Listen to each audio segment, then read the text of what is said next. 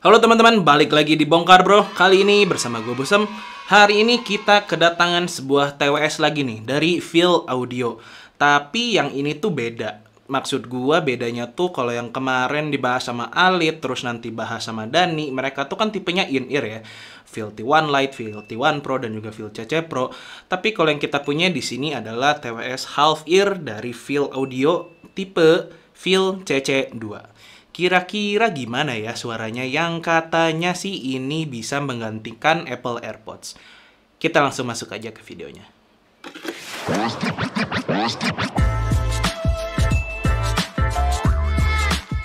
Oke, sebelum kita mulai, gue pengen cerita sedikit. Waktu lagi riset data soal si Feel CC2 ini, gue sempat masuk nih ke website resminya si Feel Audio. Cuma nggak tahu kenapa tipe CC2 di sana tuh nggak nongol. Bahkan waktu gue coba masuk ke si websitenya tuh justru kayak not secure gitu loh si websitenya. Jadi gue nggak tahu ya apakah ini Chinese version kah ataukah global version kah. Intinya untuk Feel CC2 ini kita dapetin barangnya dari toko Soundbeats di Tokopedia. Nah, kalau ngomongin harga, si Feel CC2 ini rata-rata sih di Tokopedia gue lihat tuh dari 785.000 sampai dengan 890 sekianan gitulah. Sementara di toko Soundbeats yang udah minjemin kita, dia tuh jual dengan harga 785.000. Dan kalau teman-teman beli di toko Soundbeats ini ada garansi 1 tahun yang 3 bulannya tuh di cover dari tokonya langsung gitu untuk mengganti kerusakan dengan unit baru. Tapi ada syarat dan ketentuannya ya. Oke, kita masuk ke desain dan build quality-nya dulu nih. First impression gue gila sih nih. Dari segi desain gue suka banget sama si Feel CC2 ini. Dengan material aluminium dan juga finishing warnanya tuh space gray, mirip yang keluaran Apple gitu ya kalau di iPhone dan juga di iPad, membuat kesannya tuh jadi premium banget meskipun tadi di harga 800-an, tapi ini tuh kerasanya jadi di atas 1,5 juta gitu.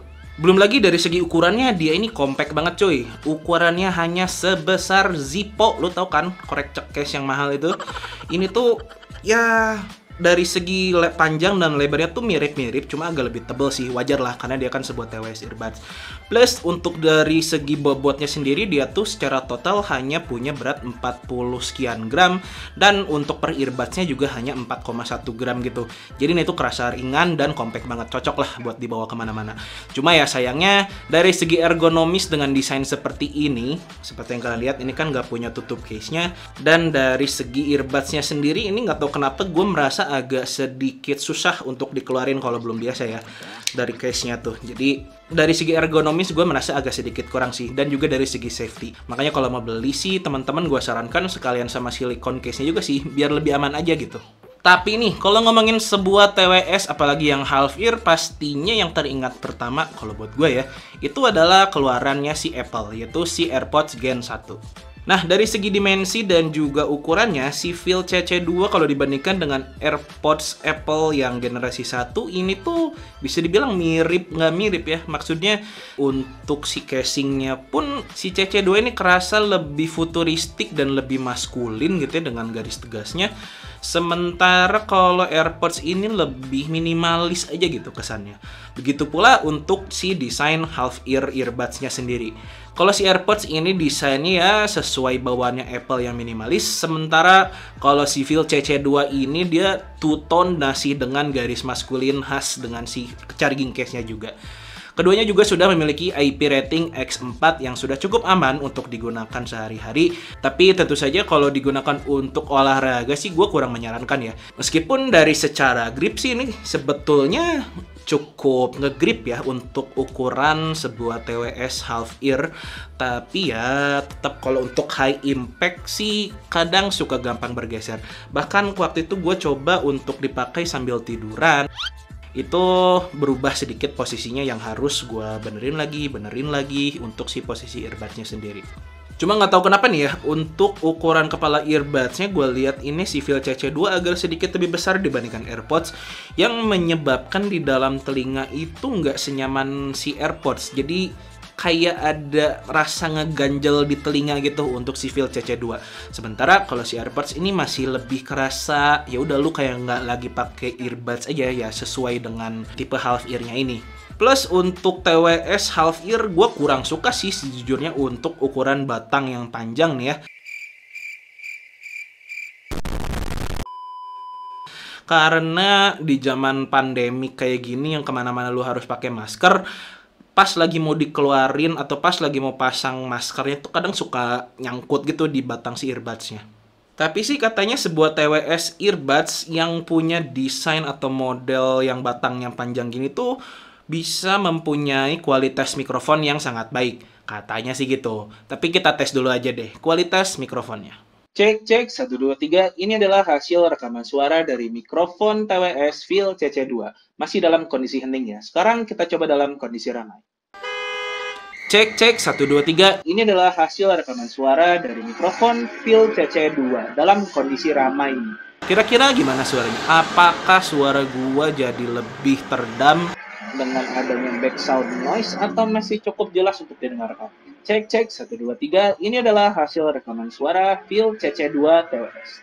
Oke, itu tadi kualitas mikrofon yang kita dengarkan bersama-sama nih ya. Kalau menurut gua pribadi dari hasil rekaman barusan, untuk hasil suara yang dihasilkan ini cukup clear dan cukup natural dari hasil rekaman suara ya. Dan ketika digunakan dalam kondisi ramai pun dia cukup bisa memfilter background noise meskipun agak sedikit masih masuk ya.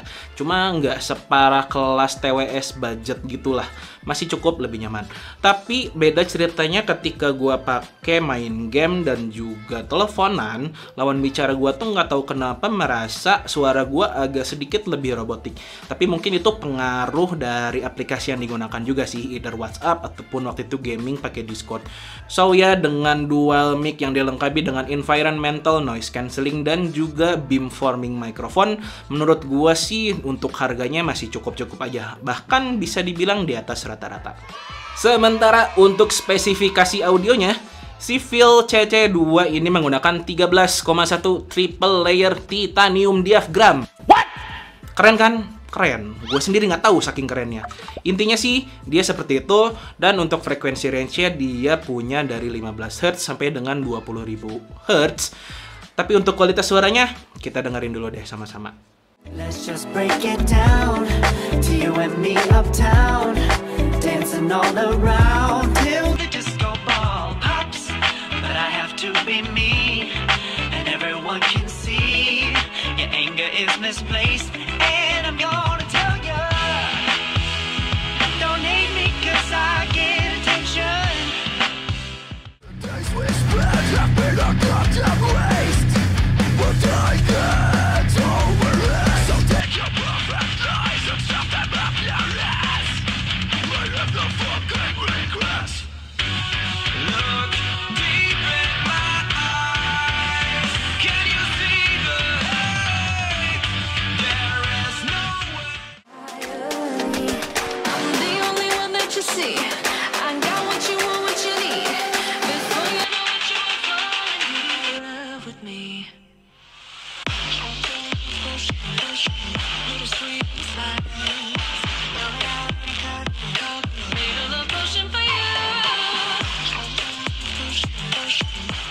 Oke, itu tadi sound sample dari si Phil CC2 ini yang tentunya pasti akan berbeda ya kalau kalian dengerin langsung dari si TWS-nya.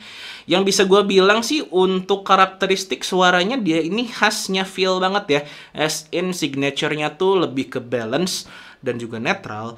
Tapi kalau dibandingkan dengan kakak-kakaknya atau mungkin senior-seniornya gitu, si Phil T1 Pro, si Phil T1 Lite, atau si Phil CC Pro, gue bisa bilang dari kualitas suara Phil CC2 ini paling bawah sih di antara keempat itu. Meskipun untuk kelas TWS half ear ini bisa menjadi salah satu top rated sih dibandingkan dengan AirPods. Maaf.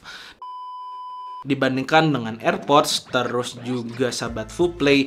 Meskipun untuk bagian low, terutama bassnya tuh nggak senendang dan nggak sedetail di AirPods dan juga si Sabat Fuplay. Meski demikian, untuk segi powernya sendiri, si Phil CC2 ini bassnya tuh masih nampol sih, terutama di bagian mid bassnya.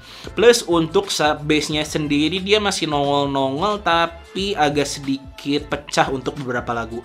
Tapi masih cukup kok untuk sebagai pemanis aja. Cuma sayangnya untuk bassnya ini gua rasakan agak sedikit overlapping ke mid dan high-nya. Meskipun untuk segi clarity dan detail terutama di mid dan high ini gua rasa masih cukup-cukup aja sih. Tapi sayangnya untuk vokal nih ya, terutama vokal cowok, dia tuh kerasa kurang berbody, kurang tebel gitu. Beda ceritanya kalau dengan vokal cewek, dia kerasa lebih tebel, lebih enak untuk didengarkan dibandingkan dengan vokal cowok. Gua notice itu waktu lagi dengerin lagunya Into Deep-nya Jacob Collier yang featuring siapa gitu, gue lupa yang acoustic version. Itu kan dalam satu lagu duet ada cowok dan cewek, dan ya itu kerasa banget antara si vokal cowok dan ceweknya tuh agak sedikit jomplang, meskipun nggak terlalu signifikan sih ya. Tapi dari segi treble-nya nih ya, gue merasa si Phil CC2 ini masih cukup extend sih. Dia masih kerasa soft dan juga cukup ngecering. Tapi sayangnya nggak tahu kenapa, karena si tuning atau positioning si treble-nya ini agak sedikit mundur. Jadi untuk mikro detail yang suka ada di lagu-lagu, waktu itu gue dengerin di lagunya Mile, dia tuh agak kerasa ketutup terutama sama si bassnya. Kemudian dari segi teknis, untuk soundstage ini dia kerasa luas, terutama di bagian lebar, tapi kurang kerasa dalam, kurang deep gitu, nggak tahu kenapa. Terus untuk separasi instrumennya sendiri, dia cukup baik, di atas rata-rata, sesuai dengan harganya. Apalagi kalau dipakai buat nonton, itu lebih kerasa lagi untuk separasinya. So overall, untuk sound quality si Phil CC2 ini gua rasakan agak sedikit analytical gitu sih, jadi kayak netral gitu, nggak yang terlalu warm, nggak yang terlalu bright, jadi masih masuk kemana-mana. Cuma ya kalau buat selera gue pribadi dia kurang fun. Bahkan ketika sudah ditweak dengan equalizer di dalam aplikasinya, which is itu ada 10 kalau nggak salah, tapi gue sih cuma nyobain 2 aja ya, yang di treble dan juga di bass. Dan di keduanya tuh kalau di treble dia kerasa lebih airy, tapi kurang enak juga. Dan kalau di bass dia malah jadi terlalu boomy, which is kalau gue sih tetap lebih prefer di defaultnya. Tapi untungnya untuk equalizernya dia bisa di custom sendiri sih, nggak kayak si Phil T1 Lite gitu. Oh ya, BTW untuk aplikasinya sendiri, Phil CC2 ini agak lebih improve ya dibandingkan dengan si Phil T1 Pro dan juga Phil T1 Lite. Karena kalau T1 Lite, T1 Pro itu kalian harus pakai yang semacam Chinese versionnya gitu ya, baik itu di Android dan juga di Apple. Tapi kalau si Phil CC2 ini gue di iOS sih langsung tinggal download di App Store aja. Jadi memang sudah aplikasi Phil global resminya yang bisa langsung digunakan untuk si TWS ini. Dan juga di dalamnya itu kalian bisa melihat indikator baterai, baik itu untuk earbuds dan juga charging case-nya. Terus juga bisa untuk update firmware, dan pentingnya lagi kalian bisa melihat touch control. Melihat aja sih, nggak sampai diubah sayangnya. Nah untuk touch controlnya sendiri, ini ada single tap, triple tap, double tap, dan juga hold. Dan untuk sistem kontrolnya sendiri, si Phil CC2 ini masih menggunakan, tuh kan susah gue bilang juga, masih menggunakan sistem touch control. Cuma bedanya yang kanan itu lebih untuk media, next, previous track, dan play pause. Sementara untuk earbuds yang kiri dia lebih ke volume up, volume down, dan juga tetap play pause. Tapi keduanya support untuk voice assistant baik itu di yang kanan maupun kiri dengan menekan selama 2 detikan gitulah.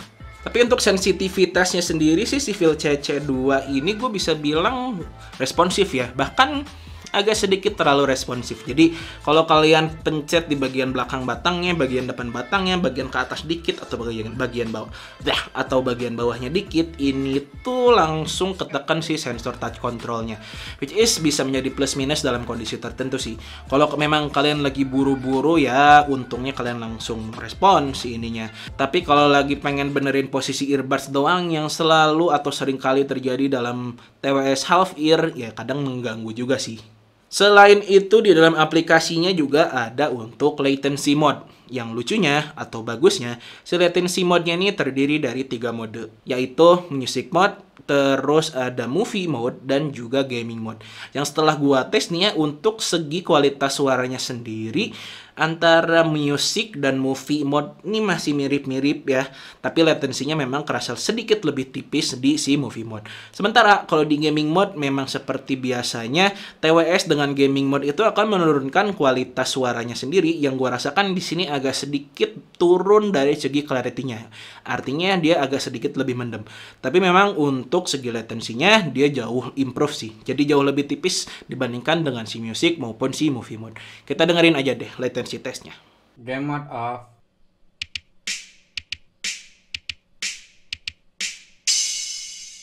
Game mode on.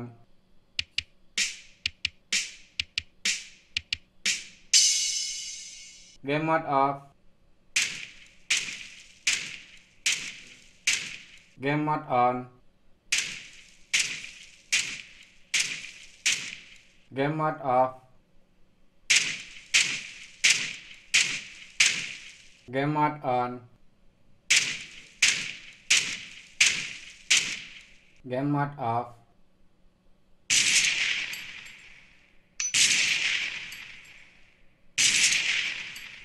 Game mode on.